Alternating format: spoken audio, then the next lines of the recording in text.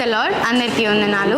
నేను సాత్వి. మీకు ఇష్టమైన పాటతో దేవుడిని ఆరాధించాలంటే ఏ పాటను పాడతారు? మా చర్చి నంబర్స్ని అడిగి తెలుసుకుందాం రండి. మీకు ఇష్టమైన పాటతో దేవుడిని ఆరాధించాలంటే ఏ పాటను పాడతారు? సుగుణాల సంపన్నుడా, స్తుతిగానాల వారసుడా.